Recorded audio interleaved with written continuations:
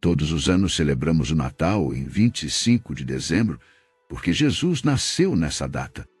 Mas nenhum evangelho menciona este dia como o nascimento de Jesus. Então, por que celebramos este dia e, mais importante, quando Jesus realmente nasceu? Preste atenção, porque na Bíblia encontramos 7 pistas que revelam a verdadeira data de nascimento de Jesus. E hoje vamos mergulhar nas páginas da Bíblia para decifrar um dos maiores mistérios da história. Vamos começar com a primeira pista. O censo, a primeira pista é encontrada no Evangelho de Lucas e diz assim: Aconteceu naqueles dias que um decreto foi emitido por César Augusto para que todo o mundo fosse registrado. Este primeiro censo foi feito quando Quirino era governador da Síria, e todos iam para ser registrados em sua própria cidade. Você pode estar se perguntando por que os romanos faziam um censo. Eles eram meticulosos e usavam esses registros para controlar e garantir que ninguém escapasse do sistema de impostos no Império. Há muito tempo, os recenseamentos eram ferramentas de controle e um ato de poder, uma demonstração de que até as vidas mais simples estavam sob o comando do imperador.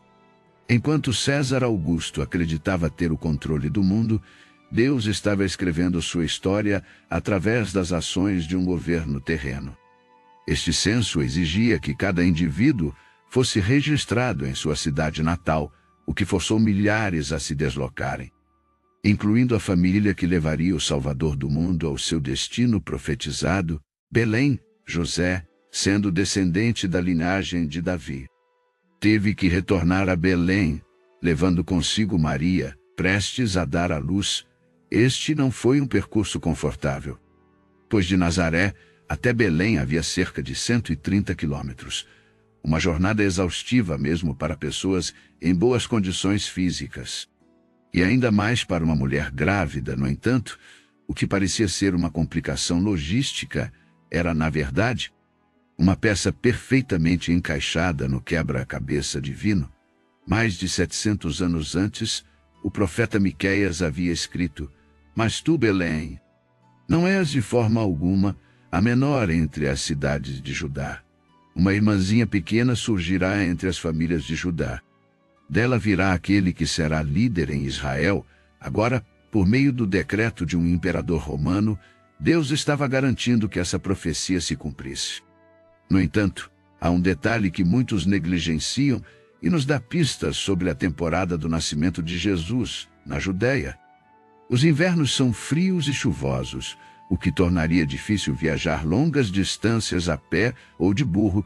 Especialmente, é improvável que os romanos, conhecidos por sua eficiência, escolhessem esse momento para organizar um movimento massivo de pessoas.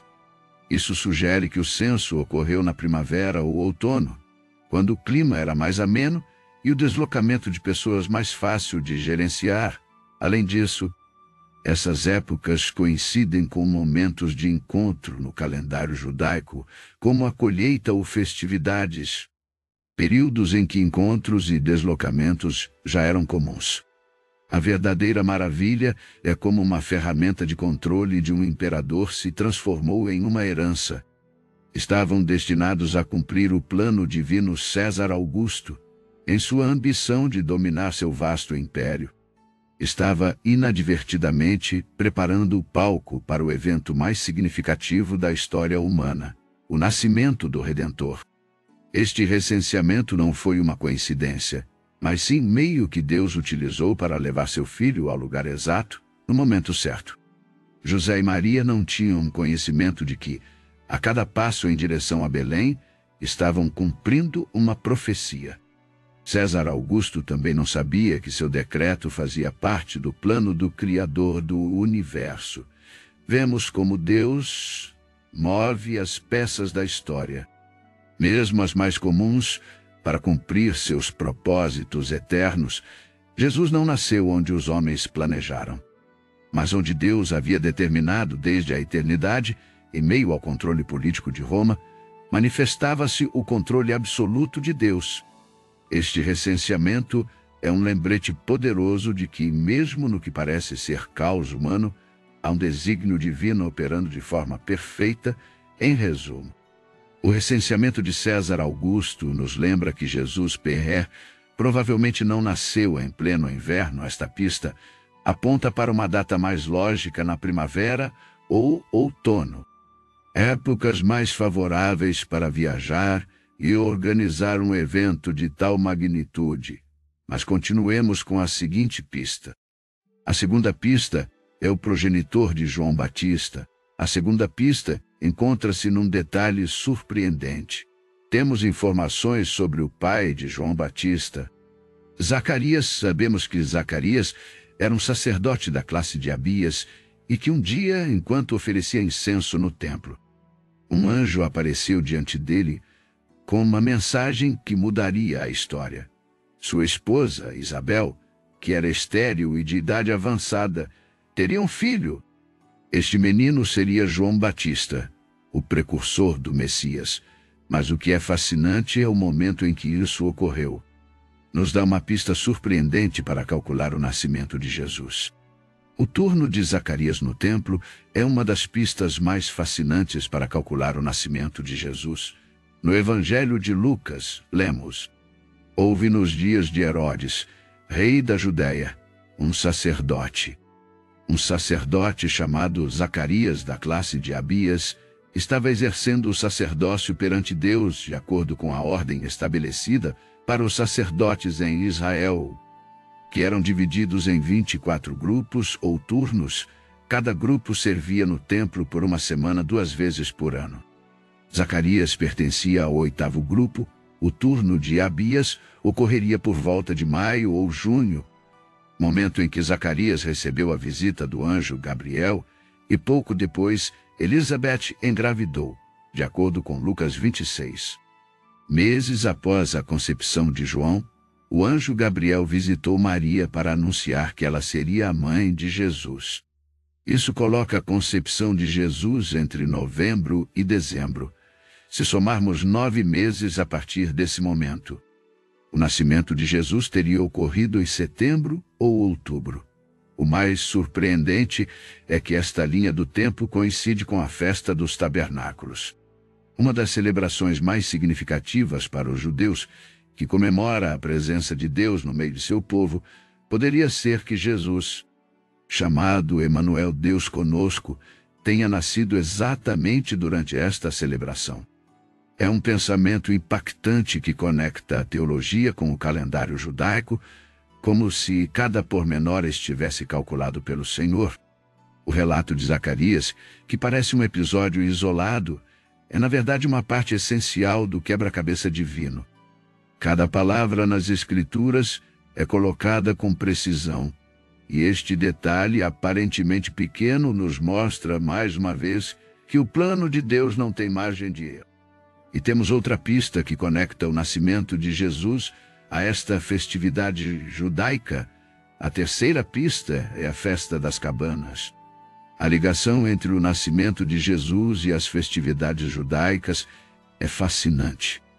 O povo de Israel vivia marcado por um calendário repleto de celebrações que não só recordavam sua história, mas também apontavam para algo muito maior. A chegada do Messias. Cada uma dessas festividades tinha um significado espiritual profundo, e algumas delas se encaixam de forma surpreendente.